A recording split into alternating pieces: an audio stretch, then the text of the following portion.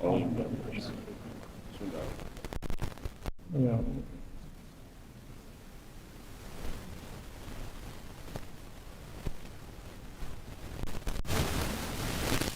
وبسند المتصل إلى الإمام Athaillah Sakandari قال, beliau berkata, min alamat i'timad alal amal nuqsan raja ila wujud jalal.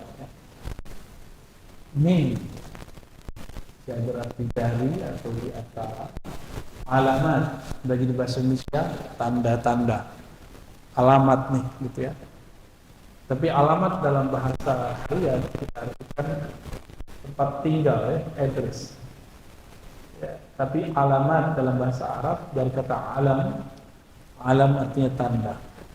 Kalau alam ciptaan yang merupakan tanda adanya pencipta, itu alam. Rabbul alamin, alam. Tanda-tanda i'timad alal amal. I'timad berarti bergantung. Imannya itu bergantung bukan kepada Allah, tapi bergantung kepada amal. Apa ciri-cirinya? Nuqsanur raja. Nuqsan artinya berkurang. Ar-raja harapan. Inda wujudiz zalal. Ketika terjadi zalal. Apa di zalal? Maksiat.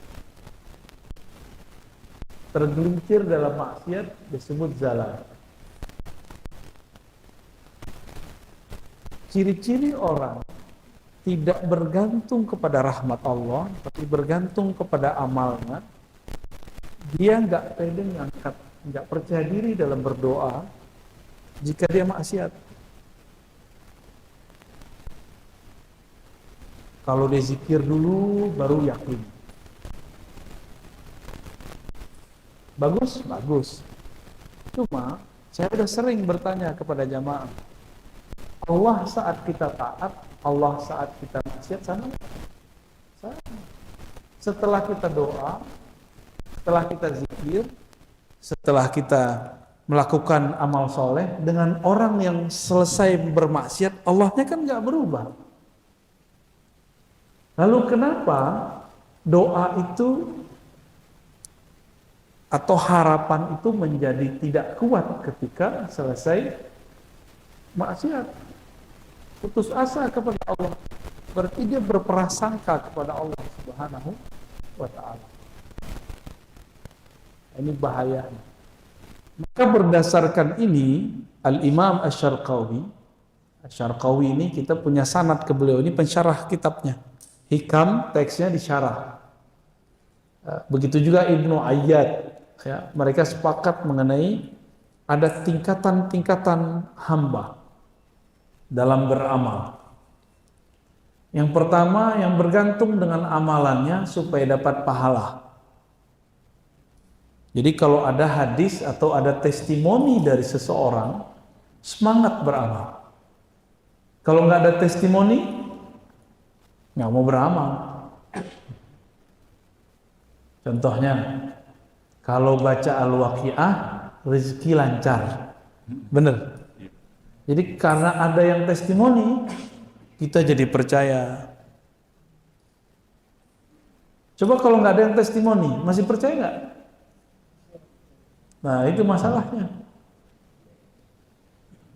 Bapak ini datang ke Kiai, Pak Kiai, saya ini ada hajat, anak saya mau masuk ini. Apa yang harus saya buat Kiai? Kata Kiai, puasa 7 hari.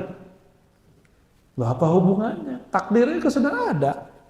Dia mau puasa nggak puasa sama aja. Ya. Jadi kita ini sering terlalu bergantung kepada amal, tapi tidak bergantung kepada rahmat Allah Subhanahu wa ta'ala. Orang-orang ini kalau disampaikan kepadanya mengenai pahala-pahala, rahasia-rahasia, senangnya bukan main. Jadi orang begini ini hobi wiridan, tapi pengen dapat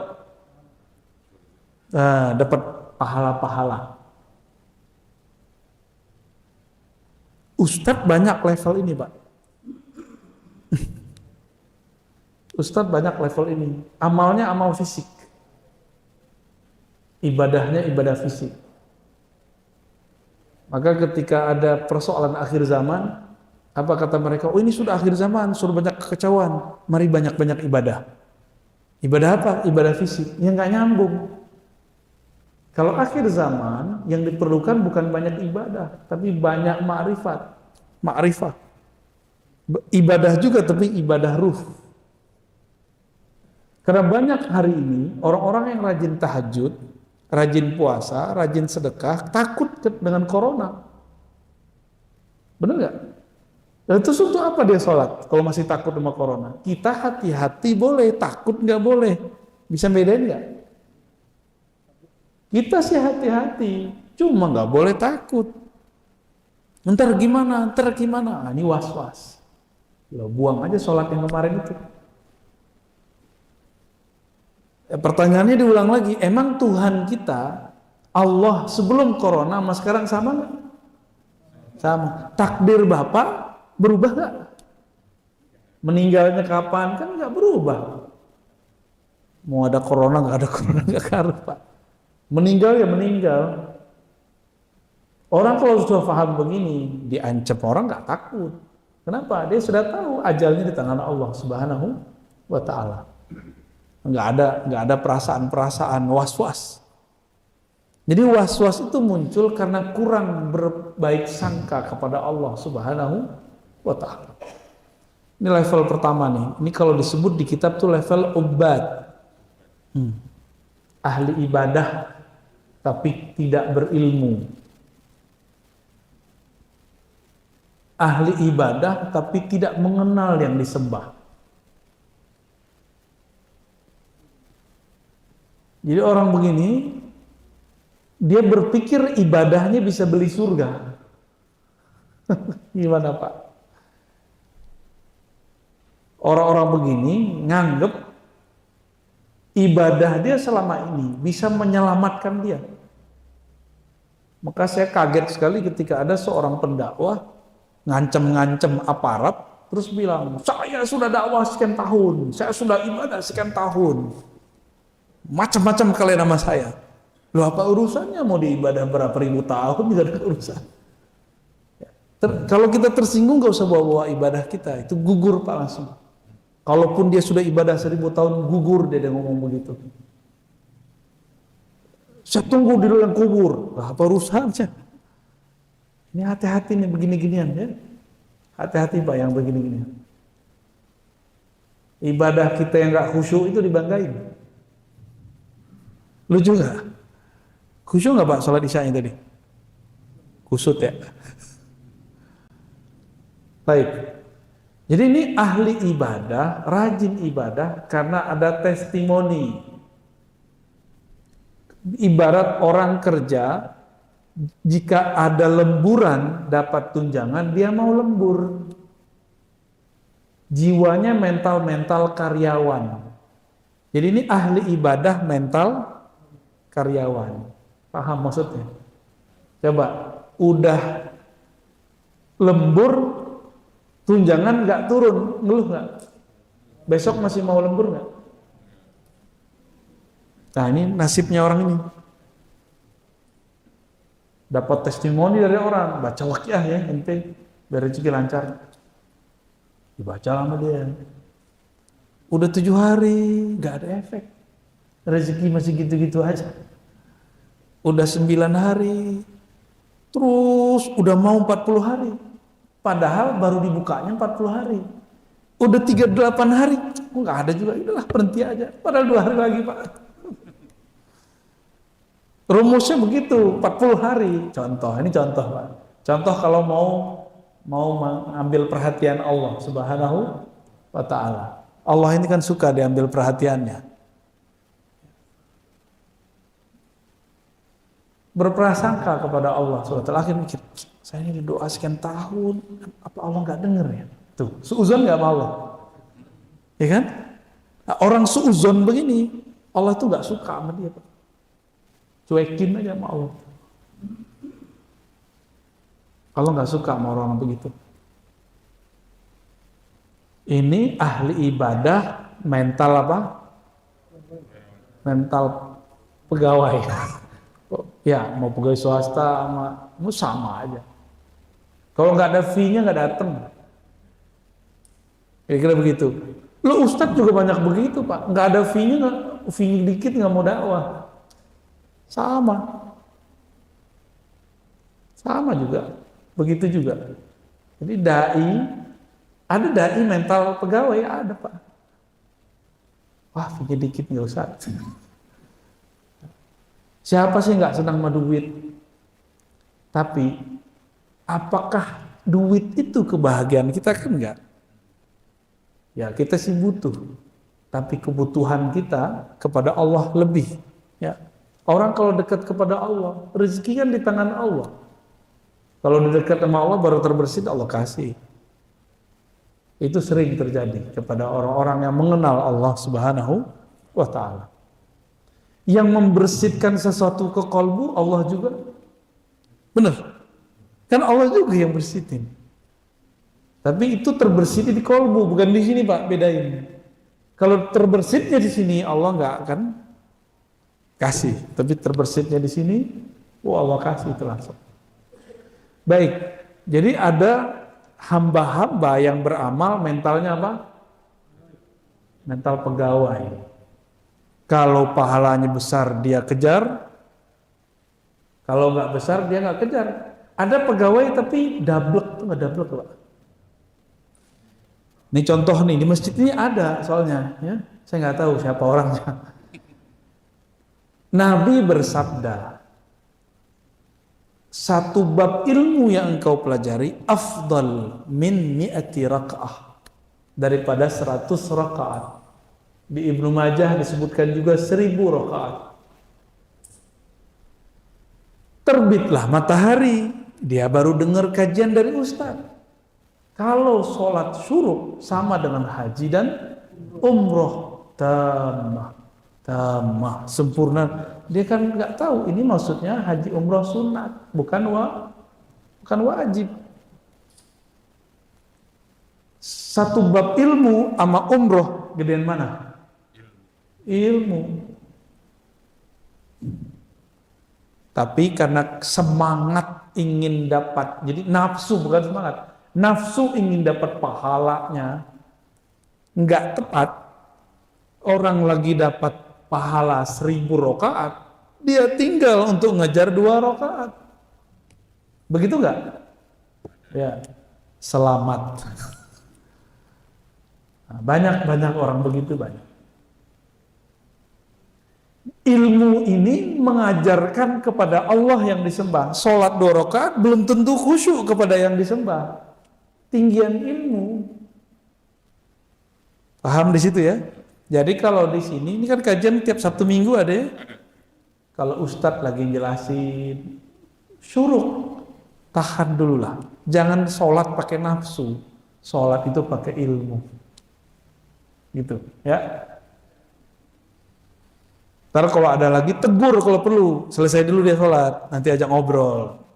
Ente kalau dapat pahala 100 rakaat sama 2 rakaat pilih mana? 100 dong. Nah baru kita ngobrol. Tahu nggak gitu ya? Sesekali dicandain aja Pak ya. Ya mungkin ini kan nggak hadir semua nih. Ntar begitu lagi. Di beberapa masjid masih begitu gitu dibilangin ya. Padahal dia dengerin kita ceramah. Lagi sholat kita ulangin biar dia nggak khusyuk sholat. Dikerjain Pak. Yang kedua, tingkatan kedua orang dalam beramal itu tingkatan muridin. Muridin itu apa? Orang yang punya keinginan yang luhur tapi belum sampai kepada puncaknya. Itu muridin, murid. Apa keinginan orang ini? Jadi Bapak ini kalau pertanyaannya sudah begini, Ustadz, bagaimana cara khusyuk? Nah, itu berarti sudah masuk ke level ini. Tapi kalau pertanyaannya, Ustadz, ini gimana hukumnya? Kalau begini boleh nggak? Nah, itu berarti level 1 tuh. Ini pahalanya apa gitu. Ya, itu berarti level 1 tuh. Tapi kalau sudah level 2, Ustaz, kalau saya apa yang membuat saya bisa mengenal Allah? Apa yang membuat saya bisa hidup tenang? Oh, berarti orangnya sudah mulai makhluk ruhani. Orang ini sudah mulai disebut makhluk yang ruhani. Dia sudah mulai mengenal nilai hidupnya bukan hanya materi, tapi sudah mulai imateri. Bapak kerja, berangkat pagi, pulang sore, bahkan pulang malam. Rumah bagus, mobil bagus, tapi waktu bersama istri, kita pulang, istri sudah tidur. Kita berangkat, istri pun belum bangun. Kayak gitu bahagia nggak? Bahkan pulang itu cuma sesekali. Seminggu itu paling cuma sehari 2 hari. Bahagia nggak begitu? Nah, kalau dia sudah mulai mencari kebahagiaan, dia pasti kemudian mikir-mikir gimana caranya untuk supaya tidak begini. Duit udah banyak, rambut mulai berubah, badan mulai rentan, badan mulai sakit-sakitan. Belum menikmati sudah kena corona, mati Pak. Jadi mulailah nikmati hidup. Ya. Jangan pelit, tabungannya itu dipakailah untuk makan. Itulah rezeki kita. Dibawa keluarga makan. Mulai berbagi dengan orang sekitar. Rezeki Bapak itu bukan yang Bapak simpan di dalam bank itu loh. Itu belum tentu rezeki kita tuh. Percaya sama saya. Bisa jadi habis ini mati kan? Itu bukan kita. Belum tentu juga buat istri kita, belum tentu juga buat anak kita, karena diambil orang. Jadi yang kita simpan tumpuk belum tentu buat kita. Meskipun kita ngerasa aman. Enggak juga ya. Katanya dulu coba kalau saya punya tabungan 20 juta, nanti saya bagi-bagi deh. Sekarang bukan 20, udah 200 juta. Enggak juga dibagi-bagi. Coba kalau nanti 2M. Enggak juga. Emang begitu manusia. Emang selalu begitu Pak. Tapi orang ini sudah mulai mencari kebahagiaan. Jika dia orang yang dididik oleh seorang syekh, maka akan dia cepat meninggalkan fase ini. Tapi kalau enggak, sibuk mencari itu. Ada yang dia berguru tapi gurunya kurang pas. Akhirnya yang dicari adalah pengalaman spiritual, kasyaf. Bisa ngeliat jin, bisa ngelihat aura-aura cahaya. Wah, ini banyak juga yang terjebak di sini. Bisa baca-baca isi hati orang, gitu kan? Ada yang terjebak di situ, Pak. Ini muridin. Orang yang disebut muridin. Ini indikator-indikatornya di situ. Nah, mulai ngecek energi. Wah, ini Ustaz ini energinya besar. Mau ngecek energi Pak. Sama listrik aja tuh pegang setrum jelas.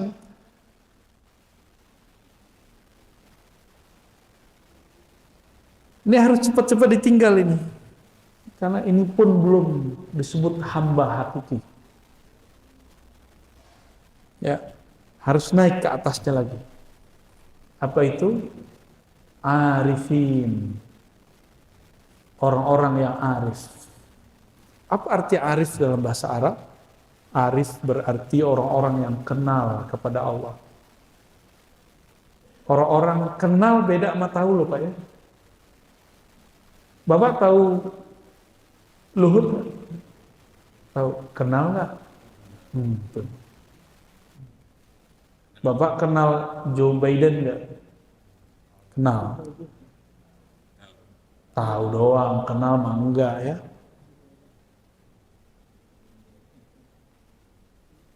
Bisa bedain kenal mah sama tahu? Bisa ya. Jadi tahu itu sekedar tahu. Tapi kalau kenal, kita sudah mulai mengetahui namanya. Ya, siapa dia, kita pernah bertemu lah minimal. Kalau tahu ya bisa tahu dari orang. Kalau kenal itu babnya sudah hakul yakin. Babnya sudah apa? Hakul yakin. Kalau tahu baru ilmul yakin.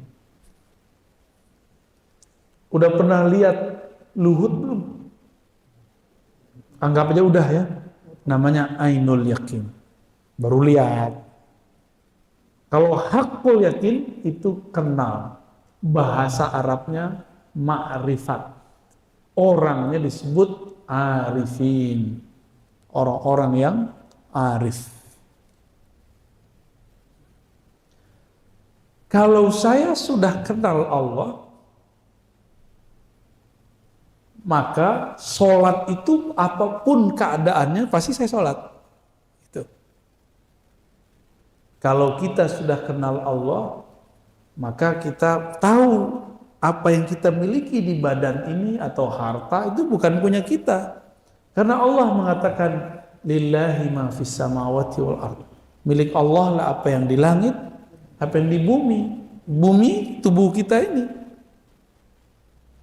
Ini punya Allah semua Pak. Ini harta saya tidak memiliki tubuh saya sendiri. Bapak nggak nguli coba. Bapak udah ubanan Pak ya? Ya? Udah. Pernah bisa nahan nggak? Bisa nahan uban nggak? Nggak bisa. Bapak udah berapa Pak umurnya? Wah mantap Pak. Mulai keriput Pak ya? Serius loh Pak ya? Bisa nahan nggak? Kenapa kita nggak bisa nahan? Sunnatullah, bagus. Ini milik Allah, bukan milik saya. Maka Imam Junaid mengatakan mumpung masih ada hayat, terutama pemuda yang masih muda, banyak-banyaklah mengenal Allah. Banyak-banyak ilmu mengenal Allah. Banyak-banyak ilmu mengenal sifat-sifat Allah, nama-nama Allah Subhanahu wa ta'ala. Sehingga kalau tua, badan sudah nggak sanggup ibadah banyak, tapi kan batinnya sudah dekat. Jadi keliru Pak, saya mau banyak-banyak sholat nih pas pensiun, nggak kuat. Saya yang muda begini aja nggak kuat. Terus Bapak kuat sholat banyak-banyak seperti Imam Abu Hanifah. Sholat dari ba'da isya sampai subuh. Ada yang bisa kuat? Gak ada yang kuat. Imam Ahmad bin Hanbal, murid Imam Syafi'i, sehari itu ibadahnya 300 rakaat. 300 rakaat. Dia kenal kepada Allah. Imam Ahmad itu sudah sering mimpi ketemu Allah. Apa kata Imam Ahmad? Aku bertanya kepada Allah, bagaimana cara mendekatkan diri kepada Engkau ya Rabb? Allah mengatakan, bikalami, bacalah kalamku. Imam Ahmad nanya lagi, ini baca faham atau baca nggak faham? Faham tidak faham, bacalah kalamku, engkau akan mendekat kepadaku. Begitu. Dalam mimpi ini, dan itu ditulis dalam kisah beliau di Manaqib Imam Ahmad rahmatullah alaih. Maka beliau supaya kenangan mimpi bertemu Allah itu terulang, beliau sholat 300 rakaat. Sedari muda Pak. Pas umurnya sudah tua, kakinya sudah nggak kuat, 150 rakaat. Kalau dua rakaat 150, 75 sholat Pak. Gimana tuh kira-kira? Bid'ah nggak tuh? Kata sebelah bid'ah Pak. Imam Ahmad ahli bid'ah dong ya. Kelompok arifin ini menyembah Allah karena Allah berhak disembah, bukan karena ingin dapat pahala, bukan karena pengen masuk surga atau takut neraka, tapi karena ingin mendekat kepada yang punya surga dan neraka itu. Beda nggak? Surga dunia adalah kebahagiaan, ketenangan, khusyuk. Neraka dunia itu perasaan yang tidak nyaman. Perasaan tidak bahagia itu neraka dunia itu Pak. Gimana? Udah sering dapat neraka dunia belum? Kok nggak nyaman? Apa yang salah ini? Itu udah dapat neraka tuh, neraka yang didahulukan. Karena jauh dari nama Allah Subhanahu wa taala. Jadi bagi mereka arifin, neraka itu gak usah jauh-jauh, kamu tinggalkan nama Allah. Tidak ada nama Allah yang kau sebut dalam dirimu, neraka sudah. Neraka dunia, Pak.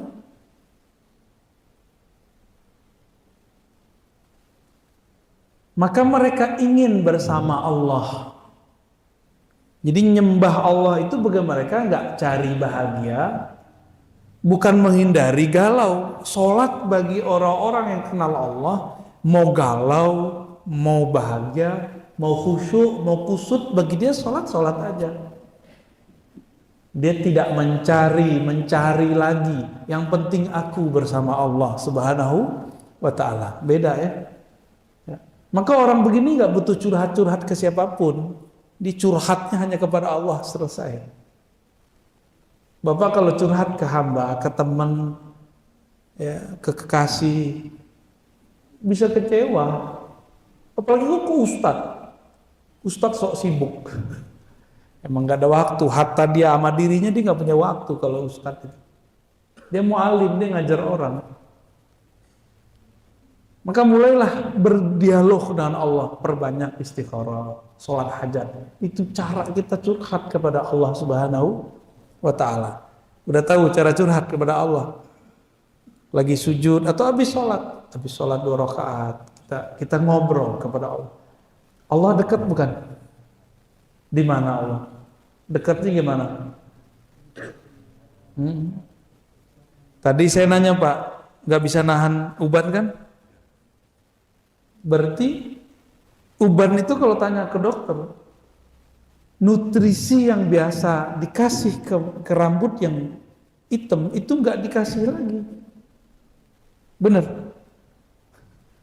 Berarti nur hayat yang Allah tiup, yang Allah pancarkan ke dalam tubuh ini mulai berkurang.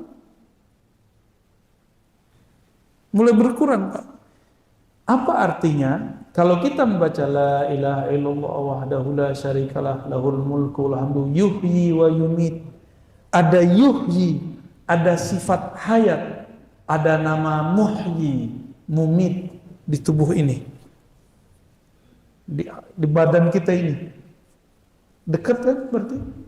Jadi tubuh ini adalah nama Allah. Maka Bapak kalau sujud, mim kepalanya, badannya hak, ya, mim dal.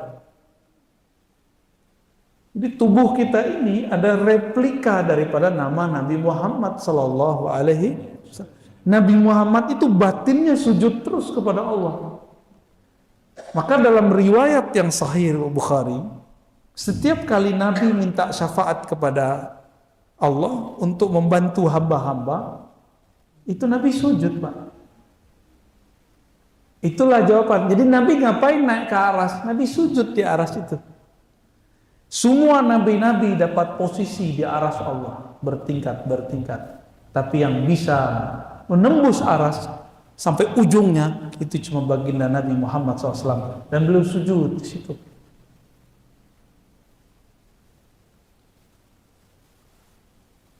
Itulah Nabi Shallallahu Alaihi Wasallam. Berarti Nabi naik ke aras bukan nemuin Allah. Allah bisa ditemuin di mana-mana. Jadi Allah itu ditemuin Nabi dalam keadaan sujud, nggak begini-gini Pak. Kita kan ngira Nabi itu ketemu Allah berhadap-hadapan. Emang kafe aras? Enggak. Nabi kalau ketemu Allah sujud. Maka Nabi mengatakan aqrabu ma bainal abdi wa rabbih fis sujud. Sedekat-dekat hamba kepada Allah itu di dalam sujudnya. Sujud kita itu. Kalau Allah di atas, seharusnya pas berdiri dong dekatnya. Jadi yang di lantai 2 tuh, waktu lebih dekat kepada Allah tuh Pak. Itu kata imam sebelah, orang yang sholat di atas gunung lebih dekat kepada Allah daripada di bawah gunung, kata dia begitu. Ya salam ya. Kalau gitu kita cari pesawat tiket nemuin Allah Pak. Pakai pesawat ya.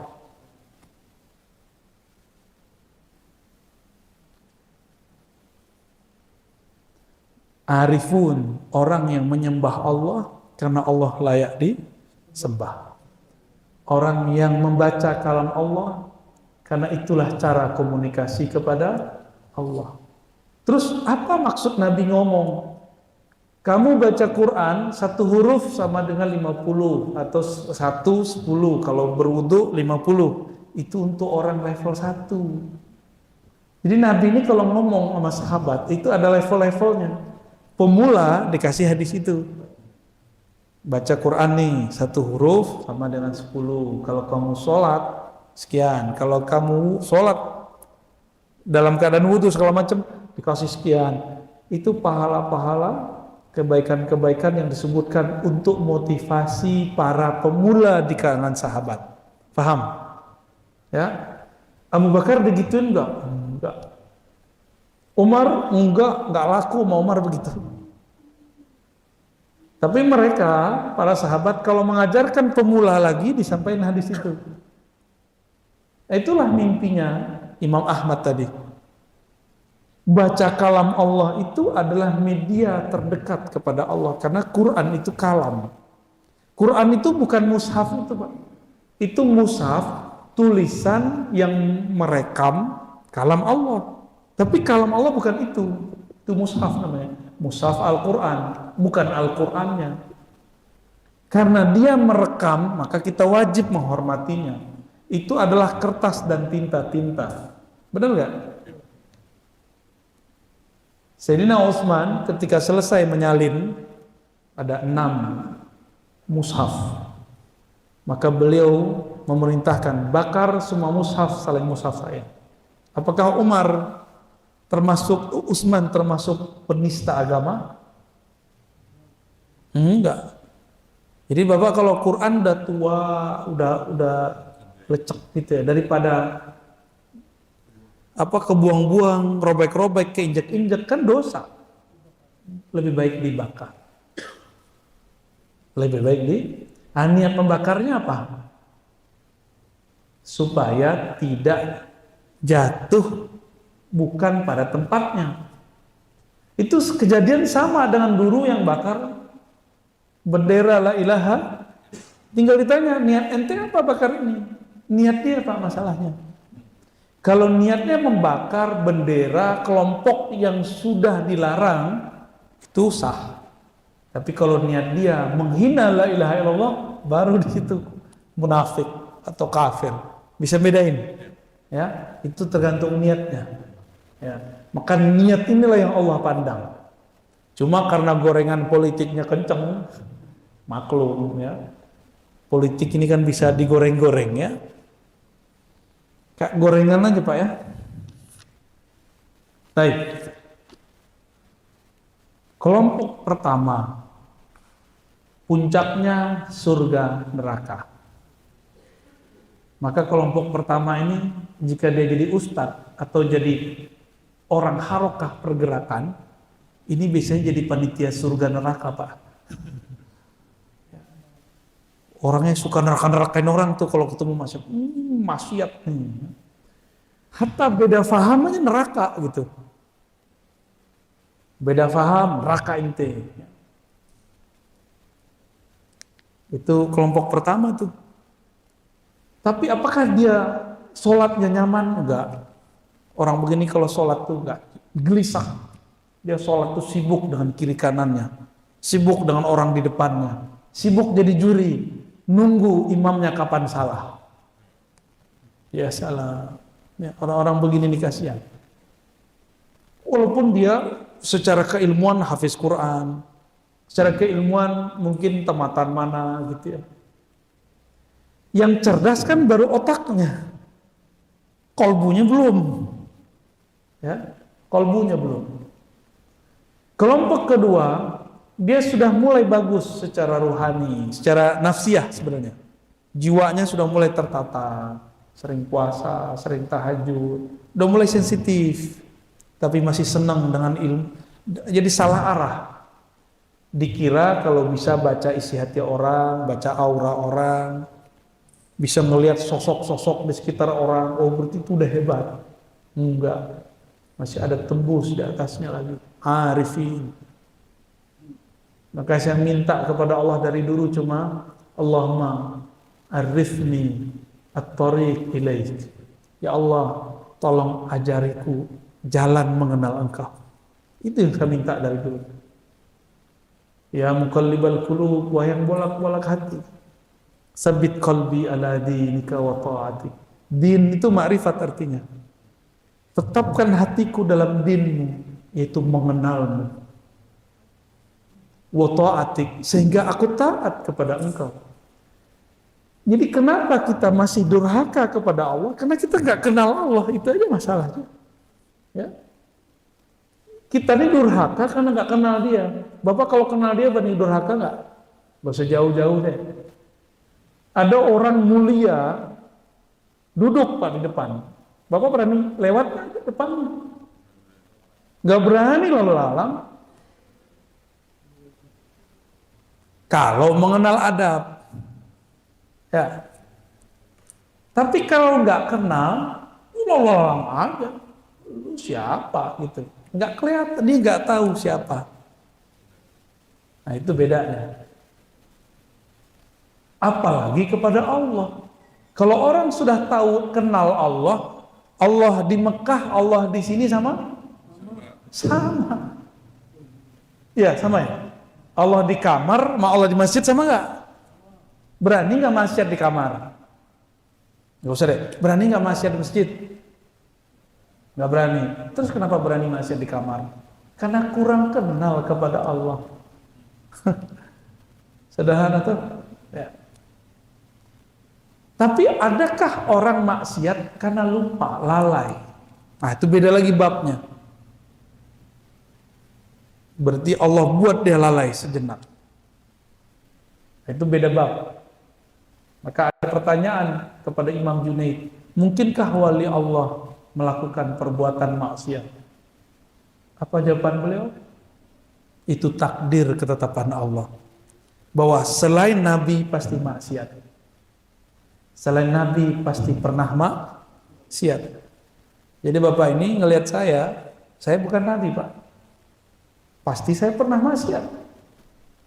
Saya ngeliat Bapak sama, Bapak bukan Nabi kan? Pasti pernah maksiat, bener gak? Baru maksiat kali ya. Enggak maksiat mata, maksiat telinga. Enggak maksiat telinga, maksiat lidah. Enggak maksiat lidah, maksiat kolbu. Kolbu gak ketahuan. Ini jujur nih, pernah ngeremehin orang gak? Tiap hari. Pernah merasa lebih pinter nggak dari orang jamaah di samping kita? Itu dosa besar itu Pak.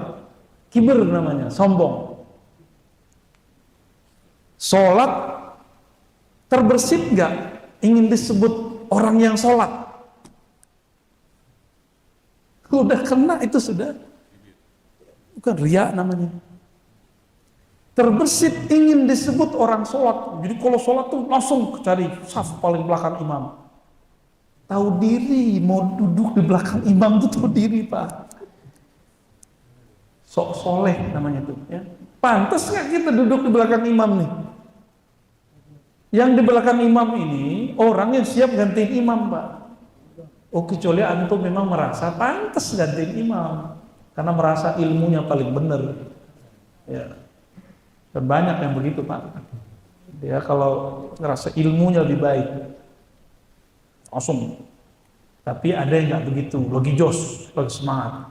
Nah kalau ini kita rahmati, kita sayangi orangnya, kita kasih perhatian Pak. Dia lagi semangat nih belajar agama. 8 hadis, tuh tahapan soft pertama. Soft pertama itu kan bisa di ujung, bisa di sono. Jangan di sini. Pakai celana gunung lagi kan, nggak sopan amat sholat. Sholat dia pakai sarung. Nabi itu nggak pernah sholat pakai celana gunung. Coba antum cari deh hadisnya. Ustadz, yang penting kan di atas mata kaki. Pakai sarung lebih enak di atas mata kaki. Tinggal diputer-puter aja. Yang pantas sholat itu. Apalagi pakai training. Yang paling lucu pakai celana dalamnya orang Arab. Tahu nggak celana dalam orang Arab? Itu yang putih itu. Ada yang pakai nggak? Mohon maaf nih. Sunnah Nabi pakai sarung, pakai celana boleh, tapi jangan pakai celana dalam orang Arab. Oh ini celana sunnah nih. Ya salam. Yang ngerti sunnah itu ahli hadis. Itu namanya ahli hadas. Ya. Kalau mau pakai gamis sekalian mau begini ya kan. Kalau enggak celana yang pantas. Kita kalau ke kantor celananya yang pantas. Masa ke masjid celananya enggak pantas. Itulah makna ayat khudzu zinatakum inda kulli masjid. Ambillah, pakailah pakaianmu yang pantas ketika ke masjid. Bapak keren-keren kan ke masjid, ke kantor. Mau ketemu siapa di kantor? Ketemu makhluk kan? Ini mau ketemu Allah, masa nggak bagus-bagus? Jadi mulai besok pagi ke masjid tuh pakai baju yang bagus, nggak mesti baru, ya yang bagus. Ada Pak di sini yang sholat pakai celana gunung belakang imam? Mau bilang ada, nggak jadi. Nggak tega katanya. Itu bukan dimarahin Pak, disayang orang gitu. Dikasih perhatian dia. Mungkin dia baru dapat hadis fadilah soft pertama. Kan kalau di Sahih Bukhari itu lafaznya begini. Seandainya manusia tahu, ya, law arafan nas, law aliman nas, ma fil azan wa saffil awal. Kalau orang tahu apa rahasia azan dan saf pertama, lastabaqu alaihi, maka mereka akan berlomba-lomba untuk azan, diundi kalau perlu. Bapak itu undian, rumah nomor berapa Pak? Angka jam A1, Pak Abdullah, Pak Abdurrahman, Abdurrahim, diundi Pak. Kalau orang tahu rahasia azan, tapi kan bapak ini sok kaya, bisa bayar merbot, gaya ya. Gregetan kita sama orang begitu. Ya. Tapi karena azan ini simbol Islam, nggak bisa juga kita pakai undi-undian. Kita carilah orang yang suaranya enak didengar. Kalau ngikutin Nabi berat. Kata Nabi, ambillah muazzin yang tidak minta tarif. Berat. Berat kan? Berat sekali. Kalau sekarang nggak ada orang begitu. Ada paling di pojok-pojok kampung. Nggak ada. Kita pengertian juga dengan muazin kita. Dia nggak minta, tapi kita fasilitasi. Tanda kita memuliakan beliau. Ini kan lucu ini para jamaah ini. Kalau guru les, guru private anak, dibayar mahal. Giliran guru ngaji, imam, bayarnya dikit. Akhirnya imam ini kurang ikhlas, wajar. Dompetnya Pak. Jadi dia sholat, Allahu Akbar, dompetku kecil ya Allah. Allahumma salli ala Muhammad. Wah, udah 8:30 ya.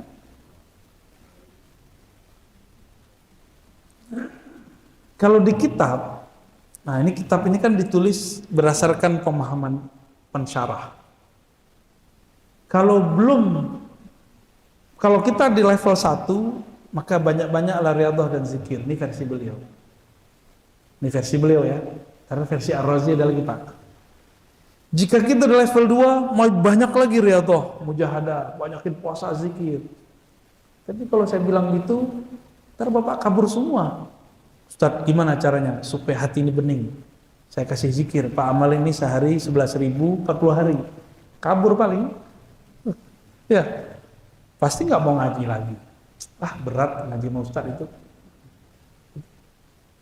Ini beliau nulis sesuai dengan zamannya. Di zaman itu orang rajin-rajin zikir, Pak. Kalau sekarang, ya udahlah. Bapak mungkin tidak kita ajak zikir, tapi mari kita mengenal siapa yang dizikirkan. Maka sesekali saya request whiteboard di sini, ya. Supaya nanti kita menjelaskan bagaimana cara mengenal Allah dalam peta pemikiran kita, ya, supaya masuk ke kolbu, menyentuh ruh, biar pulang itu ada bekalnya. Karena pertanyaan di alam kubur kan man rabbuka, nggak lebih dari itu. Siapa Rabbmu? Nggak ditanya Bapak Istrinya berapa kan nggak ditanya. Sholat tahajudnya berapa nggak ditanya. Nggak ada pertanyaan begitu. Baik. Jadi ada 3 tingkatan, masih ingat? 1 tingkatan obat. Artinya apa? Ahli ibadah yang bermental pegawai, tambah tunjangan pahala, tambah rajin beramal. Kalau yang kedua, muridin, orang murid. Apa yang dicari? Kebahagiaan, khusyuk, kesaktian. Ini banyak nih yang berhenti di sini. Ini bukan tasawuf, ini kebatinan. Kalau cari kesaktian, ya, mirip-mirip, zikirnya sama-sama hizib bahar, satu ingin mengingat Allah, satu ingin sakti.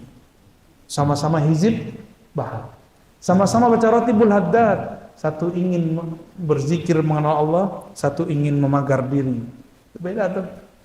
Sama-sama baca la ilaha illallah, satu ingin mengenal yang disebut, mengenang yang disebut, satunya ingin tahan daripada COVID. Mirip kan? Kalau nggak ingin berlindung dari COVID, dia nggak zikir. Kalau yang terakhir, arifin, mau senang, susah, dia tetap ingat Allah.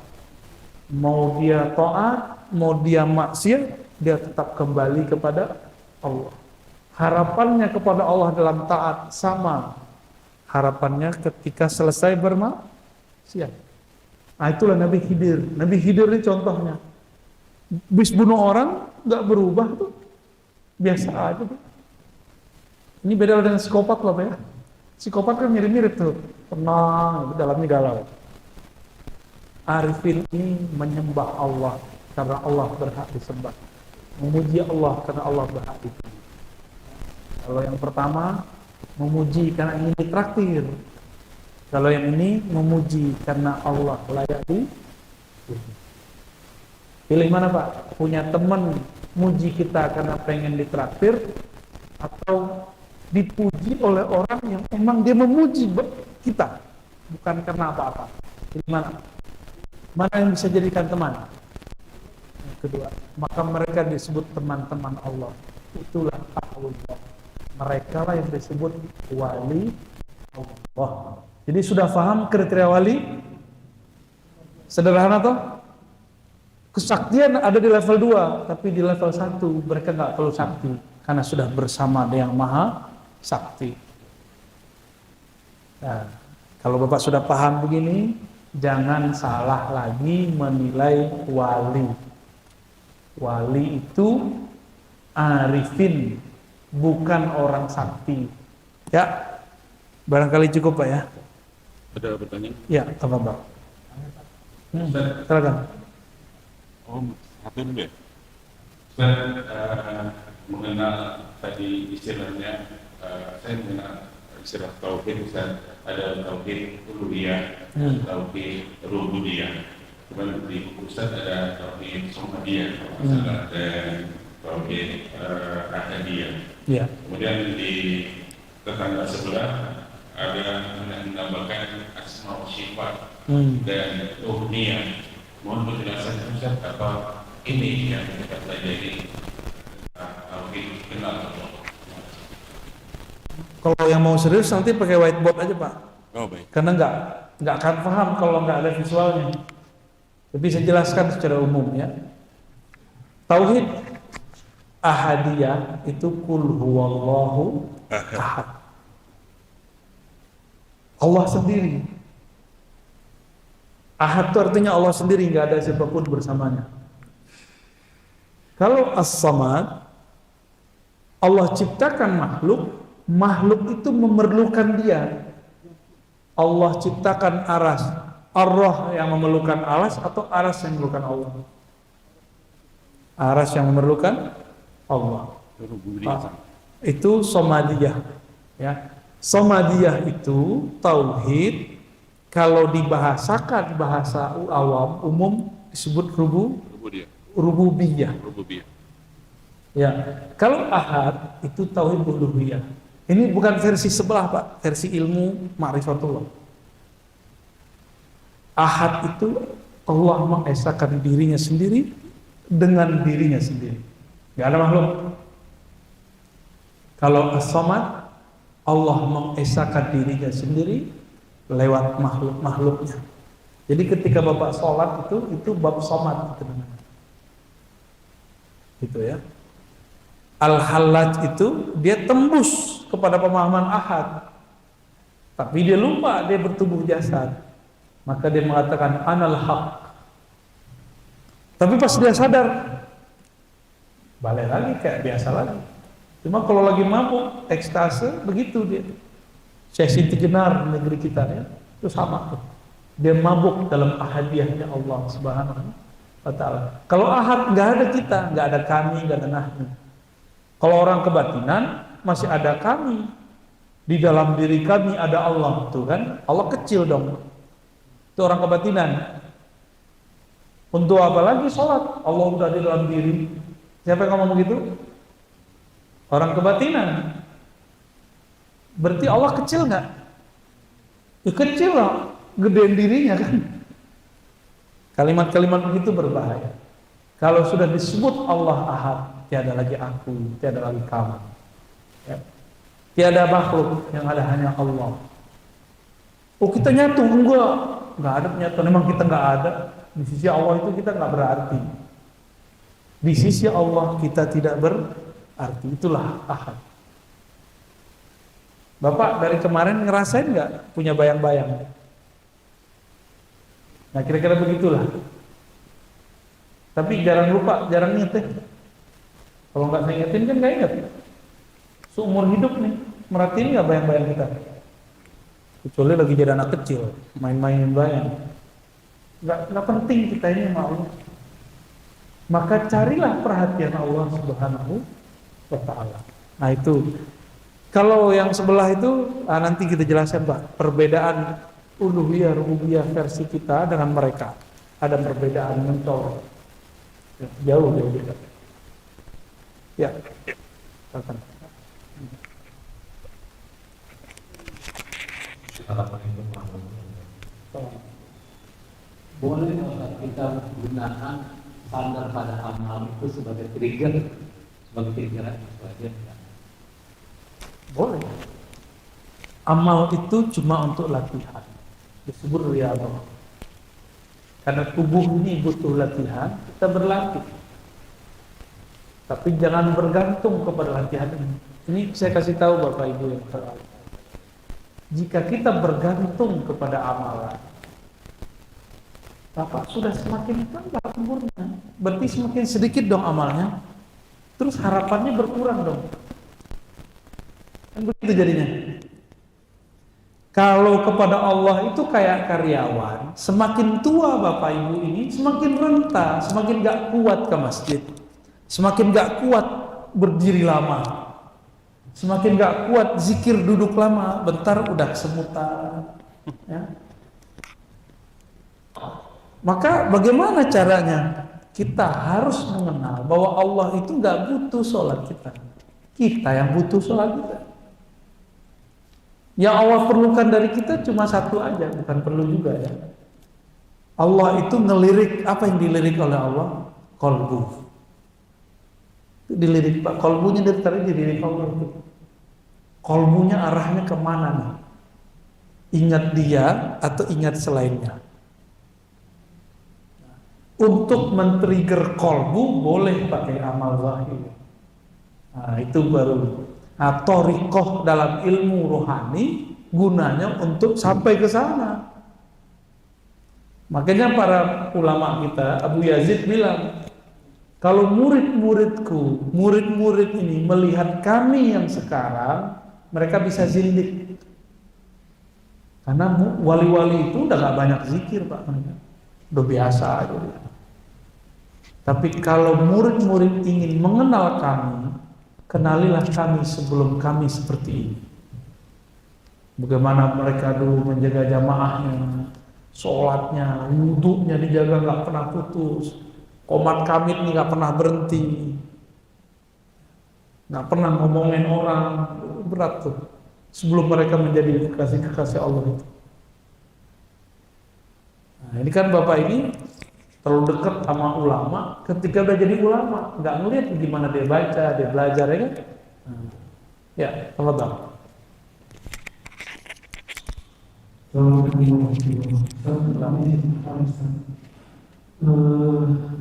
Yang dari Ustaz kasih tahapan tadi Ustaz, apakah mungkin Ustaz secara singkat seseorang bisa mencapai arifin Ustaz, tidak melewati tahap tadi Ustaz.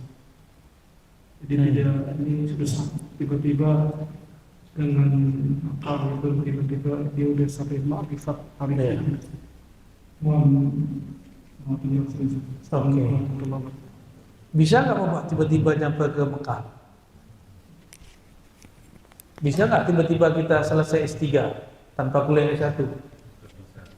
Tapi ada namanya Pak Doktor Honoris Causa. Ya. Terus gimana supaya bisa cepat sampai di sana?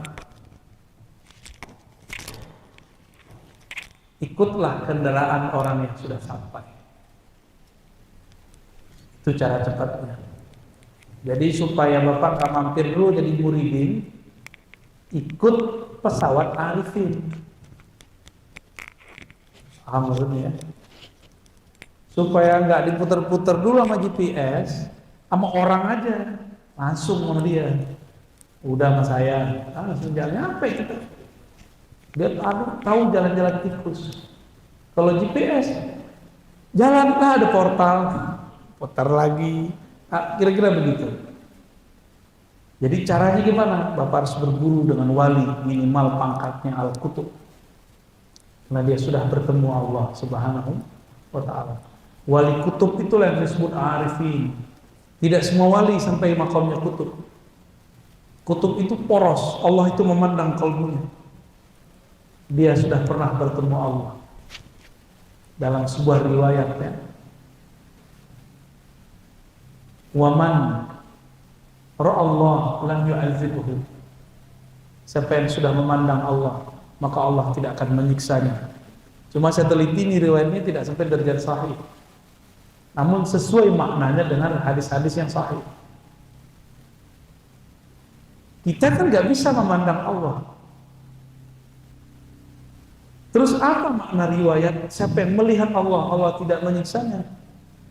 Siapa yang dipandang kalbunya oleh Allah dengan rahmat, di saat itulah dia memandang Allah.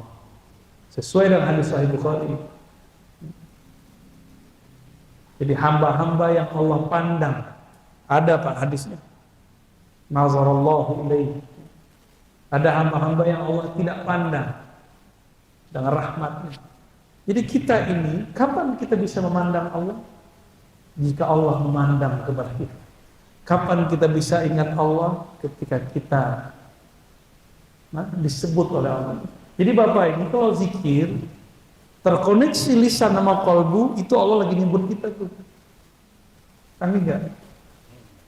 Tapi gimana caranya? Bapak harus punya mursyid. Ya, orang mau Mekah aja harus ada gaya. Mekah itu Pak, masih dunia itu. Ini kita mau ketemu Rabbus samawati wal ardh, Rabbu Makkah, Rabbul Arsy, Rabbu Ka'bah, pencipta Ka'bah, yang memuliakan Ka'bah ini yang mau kita temuin. Masa nggak pakai gaya? Oh saya bisa sendiri, saya orang pinter. Ya sudah, jalan aja sendiri. Banyak orang kepedean karena ngerasa ada sekolah, ada nyantri, banyak Pak di luar sana. Kiai, profesor, ngerasa bisa sendiri. Apa yang terjadi? Gak sampai-sampai. Dosen tasawuf banyak di kampus-kampus.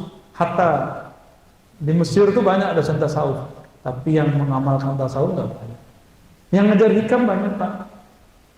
Tapi yang merasakan hikam huruf per huruf juga banyak. Ya. Jadi gimana cara cepat?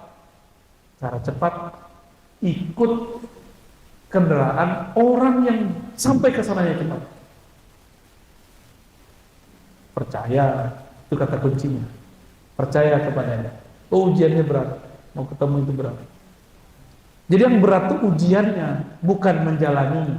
Menjalani mah gampang. Ya. Udah Pak. Ada lagi pertanyaan? Ada Ibu? Ini mungkin tidak berhubungan dengan apa yang Ustaz sampaikan, bisa juga Ustaz ya? Ya. Maaf dari Ibu.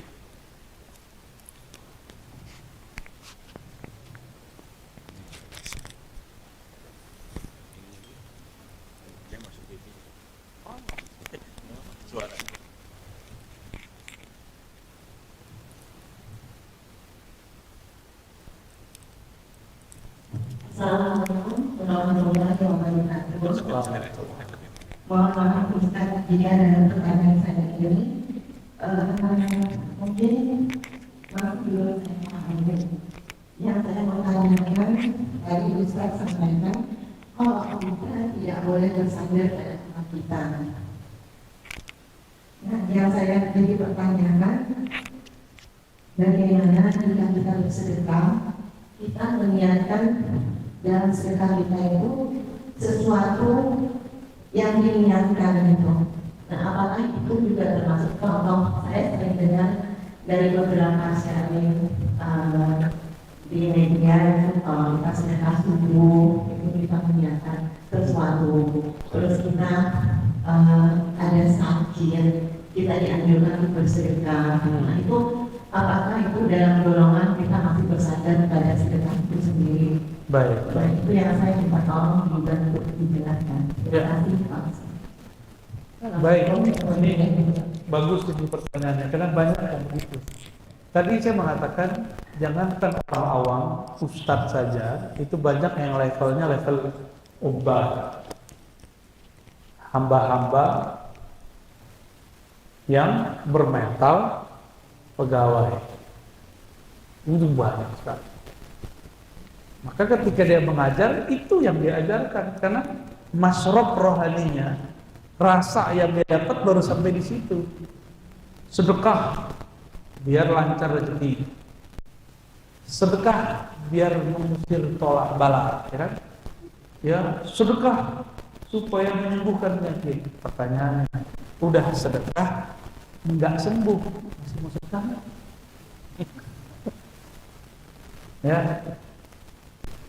kira-kira katanya sedekah dapat 10 kali lipat, udah ditunggu sebulan nggak muncul-muncul, masih mau sedekah nggak? Berarti sedekahnya karena pengen ditambah. Disinilah kekeliruan. Saya sudah menyebutkan 2 atau 3 kali di beberapa majelis. Orang keliru membaca ayat ini. La in syakartum la azidannakum. Ini banyak yang salah.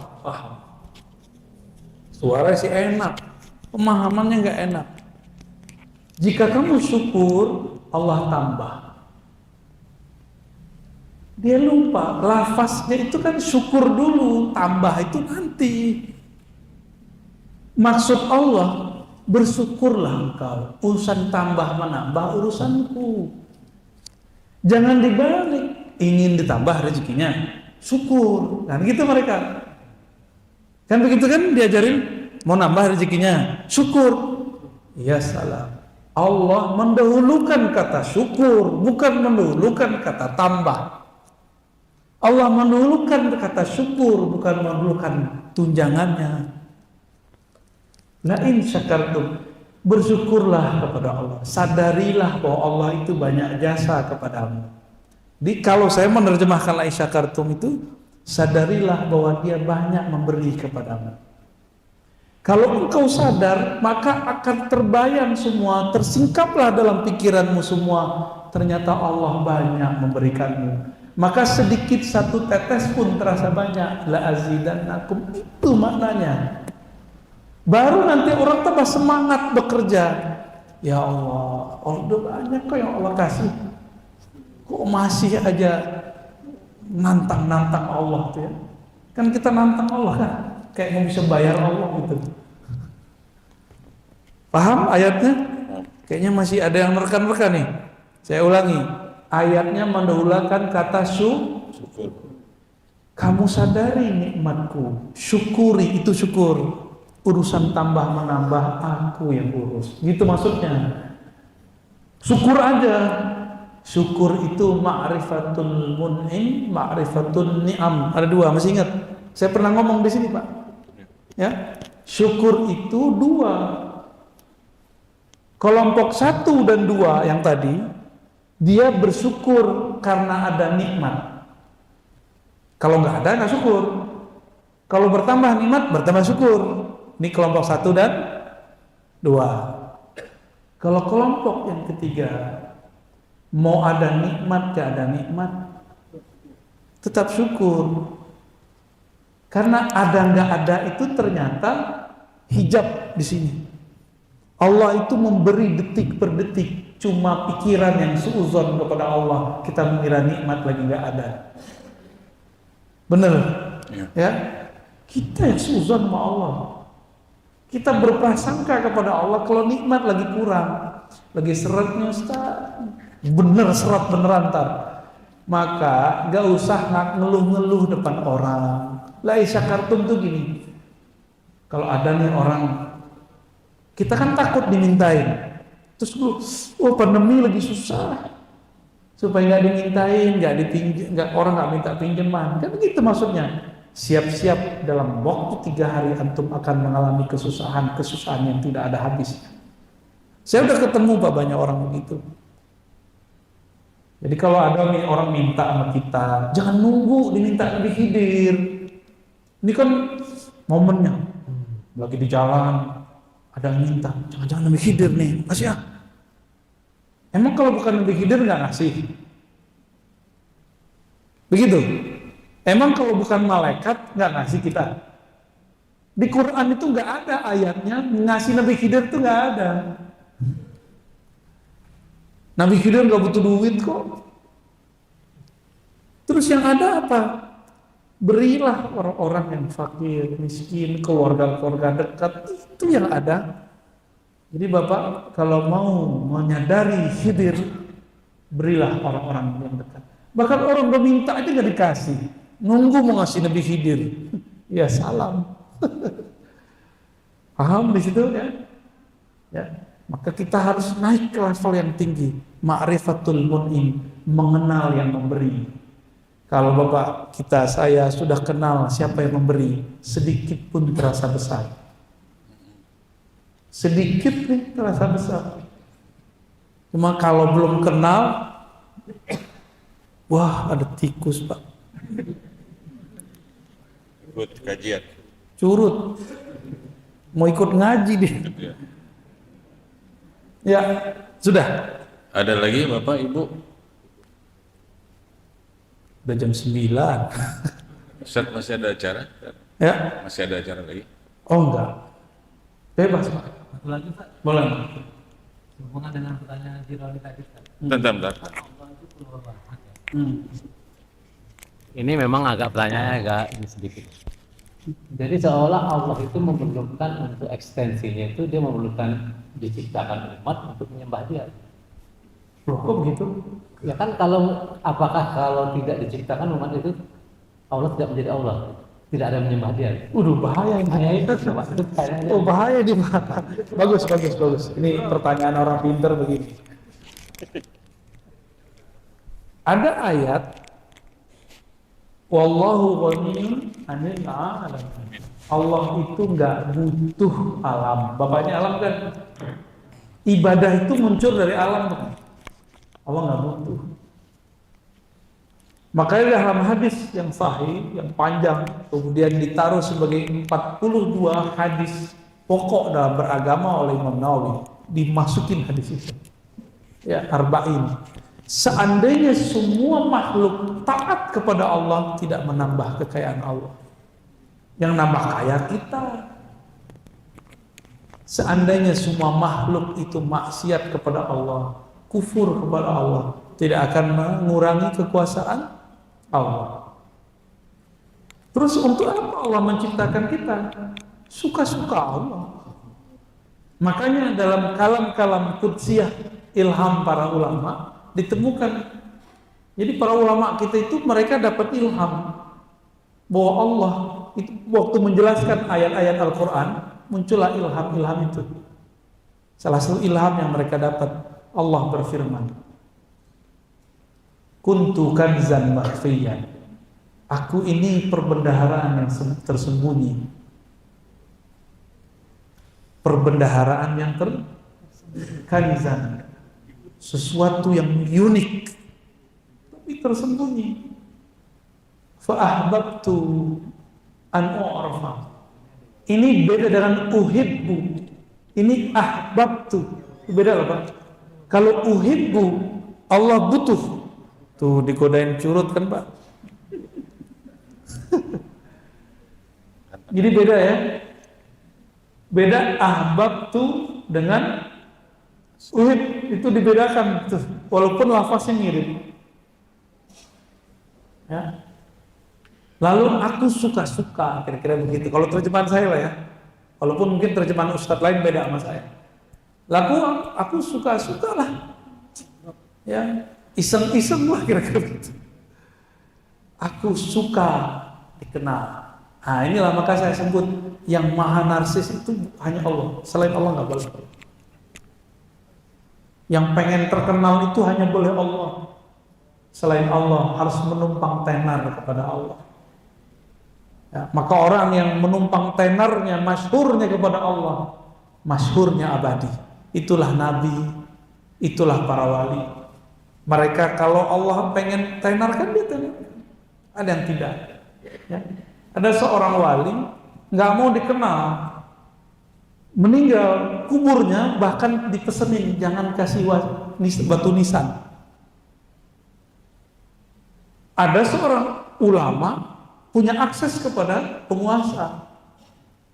Dia buat proposal, tuan penguasa, tolong buat tuh batu nisan yang bagus di kuburan fulan.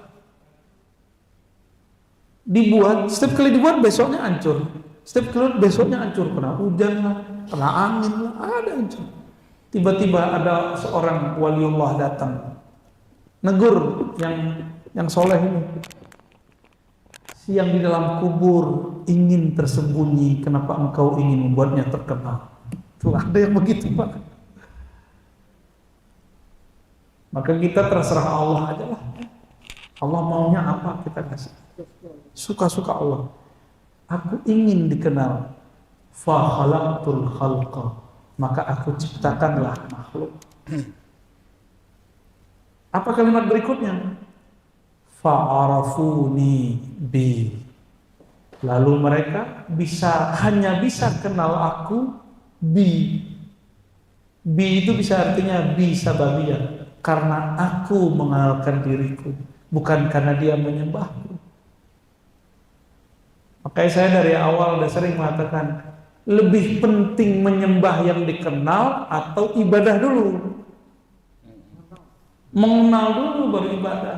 Tapi kalau dalam kurikulum neraka surga lain, ente gak sholat, ente neraka. Gak begitu Pak. Ajak dulu orang itu kenal Allah, baru kita ajarkan sholat. Jadi kalau di masjid ini ada gerakan mu'alaf, ada gak Pak? Ada. Nah, ini mu'alaf ini kan macam-macam juga. Ada yang pengen dapat fulus, ya kan? Ada yang dapat mampus. Baru kemarin Sabtu ada mu'alaf. Ada ya. Harus ada pembinaannya Pak. Ya. Harus ada pembinaan mengenalkan dia kepada Allah. Kalau enggak fulus itu duitnya, itu Tuhan dia. Banyak. Nah, ada udah 5 kali muter-muter di masjid yang sama jadi mu'alaf. Ya.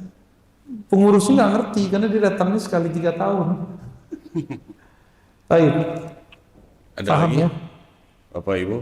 Oh Pak Zamdadi. Ya. Masih bisa Ustaz ya? Ya, ya.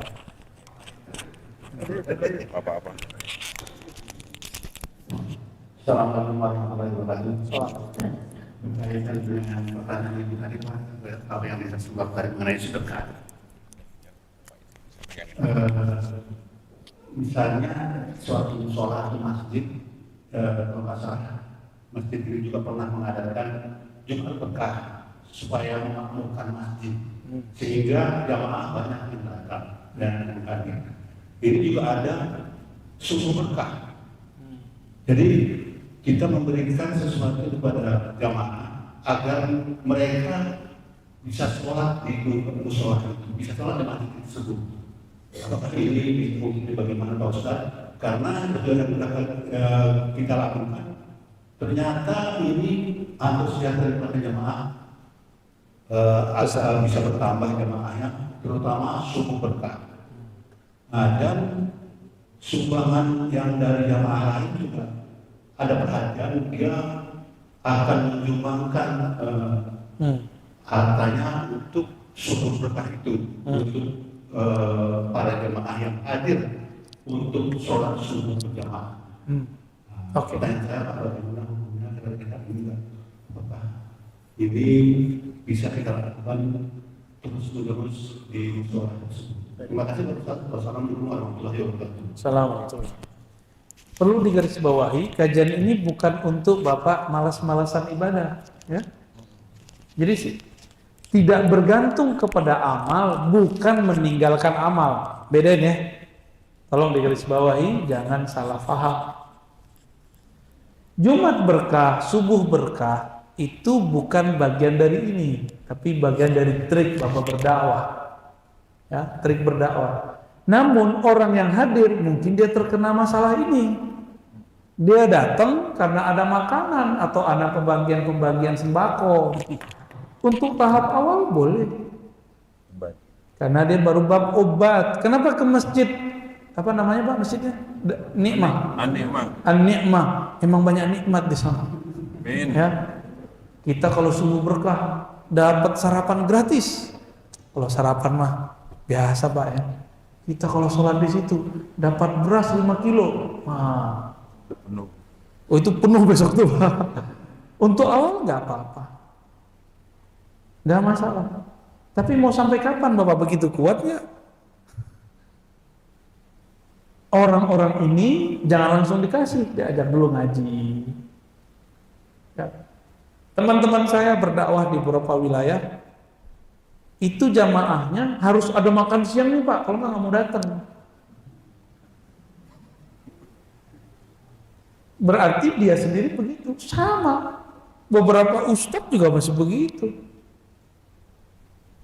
Kalau datang pengajian itu, jadi bukan begitu ya. Biasanya pemerintah itu kan kalau Kementerian Agama ngundang orang, kan ada fee-nya Pak. Kan ada fee-nya dia datang, rame-ramein. Kalau nggak ada, nggak sah. Bapak ini kan makhluk yang datang sekarang, bukan makhluk yang lagi berharap materi. Ini kabar gembira nih. Bapak datang ini karena haus rohaninya. Karena al-ibarat aqwatul qulub. Ibarah-ibarah yang menghantarkan kepada Allah itu adalah nutrisi kolbu. Ini yang bikin Bapak bisa tahan. Ya, bukan karena sembako tadi kan. Sembako kan urusan perut. Kenapa kita jauh-jauh mau antri makan di luar? Karena kita mau merasakan, memanjakan lidah.